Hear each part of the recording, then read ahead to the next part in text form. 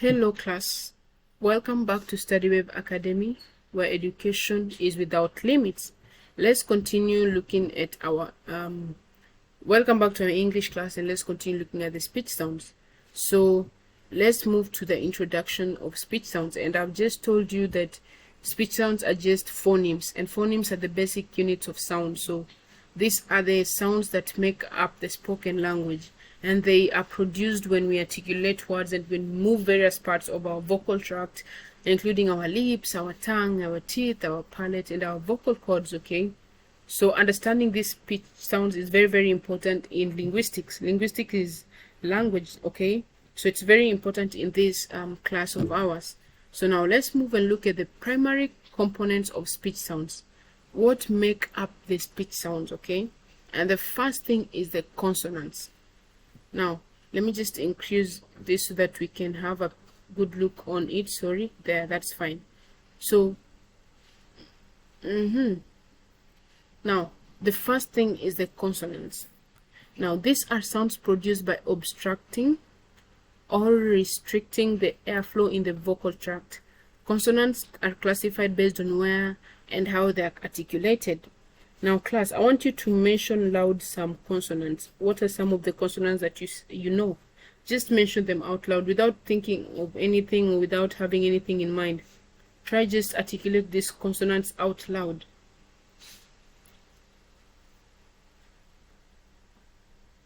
Now, you notice that every consonant you pronounce, there is some air that is being closed, or there's some air that is being obstructed or restricted from flowing.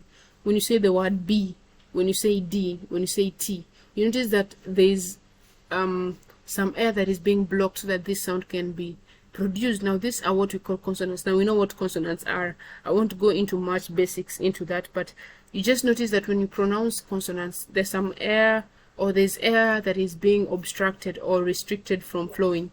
Compare the way you say A and the way you say B. There's one that you must force it out because there's some air that is being blocked for it to be produced, and there's one that is flowing very easily, A. So notice something, all vowels, there's no air that is being blocked. A, E, O, U. You notice that you say them very, very smoothly. Okay, but when you come to consonants, there's air that is being blocked. When you say B, T, D, they don't sound the same when you say A, E, O, U. You notice that there's some air that is being blocked for you to produce this consonant. So the first component is the consonant. Then the second component is place of articulation. I'm looking at the primary components of speech sounds. The second one is articulation. Okay, so with articulation, the specific location in the vocal tract where the sound is produced is how articulation will come in. Okay, so for instance we have the where you have to use both lips when you're producing. Those are called the bilabile sounds.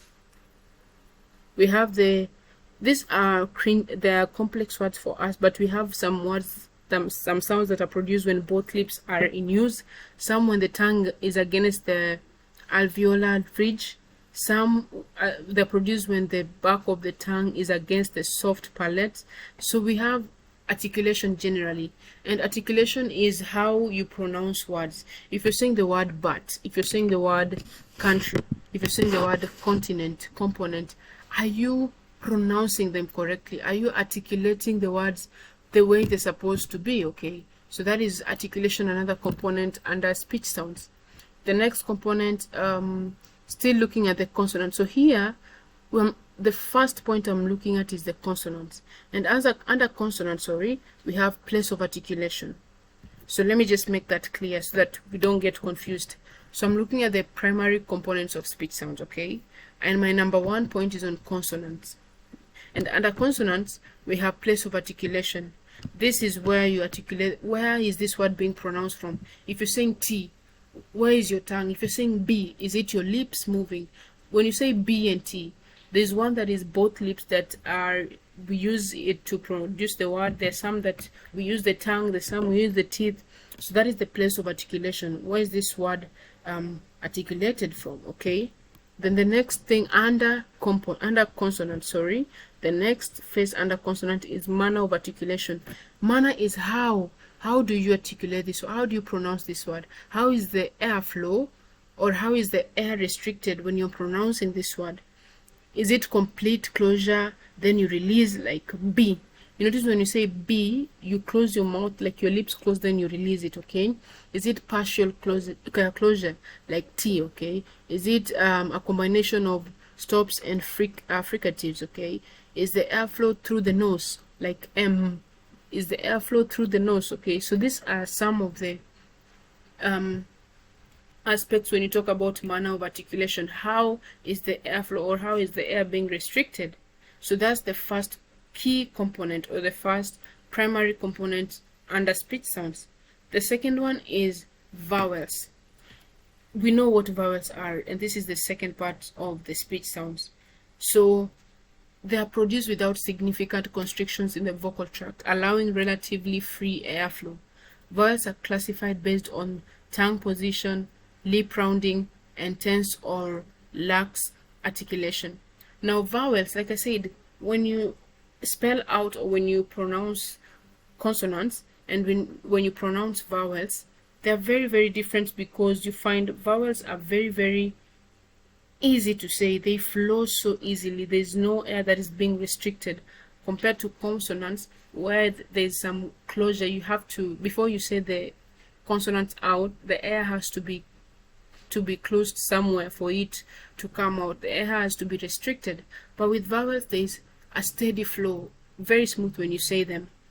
Then under vowels again, we have the tongue position. So when you say a, e, o, u, you notice your tongue moves. Even try say it. Your tongue moves. So is your tongue in front, central, back? Okay. So where is your tongue? And where is the height of the tongue? Is it high, mid, low?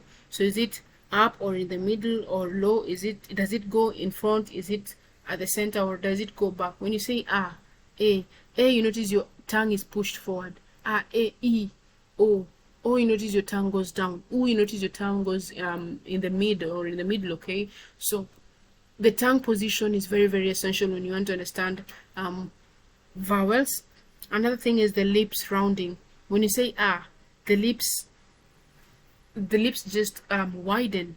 A, e, those three vowel sounds, the lips widen. But when you say o, u, you notice your lips your lips form this round shape, okay? So this influence how you pronounce these sounds, or how you produce these sounds, okay? Then under this again, we have something known as tenseness, okay? Tenseness. In some languages, vowels can be categorized or as tense or lax, imparting the quality of sound, okay? So these are the three main parts when you want to understand what vowels are, okay? So basically, I'm just looking at the types of the key components under sound, or under speech sounds. And first, I've looked at the components, and the first one I looked at the consonants and at the components of the speech sound, and now I'm at the vowels and the components of speech sound, okay? So now let's move to number 3 key component, and that is voicing. So I've looked at consonants, vowels, and now I'm looking at the voicing. Sounds can be either voiced or voiceless, okay? So voice sounds engage the vocal cord vibration, while voiceless sounds do not. For example, between B and P, which one do you think is voiced and another one is voiceless? There's one when you say you feel some smoothness when you say it, and another one you feel some vibration, okay? So the ones that you feel vibration are the voiced, okay? Like B, you notice there's some vibration when you speak this word out, B. And P, you notice that is smooth when you say it, okay? So there's no vibration. So this is what we call voicing. That is another thing we have to understand under speech sounds, okay? The voicing of this sounds. Is there vibration or not? Is it voiced or is it voiceless, okay? So different sounds will have vibration while others will not have vibration. Like I've given you the example there. When you say B and when you say P, you notice when you say B, there's some vibration when you say B, okay? But when you say P, you notice there is no vibration, okay? So that is something to keep or take note of. Then the next component or the next primary component is minimal pairs. These are pairs of words that differ by only one sound, demonstrating that specific sounds are crucial in distinguishing words or word meanings. For example, part, but. They differ in their initial consonant sounds. Now, minimal pair, these are just words that differ by only one sound. So you notice the words, they rhyme. Most of these words rhyme, actually. Most of these words that fall under the minimal pair, they rhyme. Then you notice there's a slight difference, or the difference comes in with just one or a single consonant sound. For example, they are part, but. They are rhyming words, but the initial sound, the P and the B, the pa and the ba, those initial sounds or those initial letters are what brings the difference between these two words. So that is what we call the minimal pair. Then we have international phonetic alphabets. So this is another component, key component under speech sounds. A system of symbols that represent each speech sound in human language. These are just alphabets. Alphabets are A to Z, so international phonetic alphabets, enabling precise transcription and comparison of sounds across languages. So these are the alphabets we know, the A to Z. I know we know this. This is another primary component that must be included under speech sound. Do not forget about that. It's a primary component, okay? Then we have, like, just to wind up on this, we have to understand and distinguish between various speech sounds, because it's a very, very important part to understand phonetics, phonology, and language acquisition to help us comprehend and produce analysis or analyze spoken language, okay? So for us to understand phonetics, for us to understand phonology, we have to distinguish between various speech sounds. If it's part, if it's but, we have to distinguish what is the difference between these two words, okay? So that is something we need to understand for us to be able to understand phonetics and phonology. But don't worry, I will tell you what these words means. Now, let's look at some components in speech sounds. Let's look at some components in speech sounds, okay? So we have some components here, and the first component is phonetics and phonology. So I just mentioned this earlier, and in our vocabulary corner, again, I want you to do something simple. Take out your vocabulary book and then write down phonetics and phonology. Write these words down, because we want to keep improving our English, okay? So we have to understand words and their meaning. Now, when we talk about phonetics, this deals with physical production, transmission, and perception of speech sounds. Phonetics basically is just sounds. So this deals with producing, transmission, and perception of speech sounds. So basically phonetics just are sounds, but phonology examines how sounds function within a particular language and the pattern they create. Now, phonology is a bit deeper, because it will try analyze the function within a particular language. It will examine how sounds function, okay, within a particular language and patterns they create. That is what phonology is.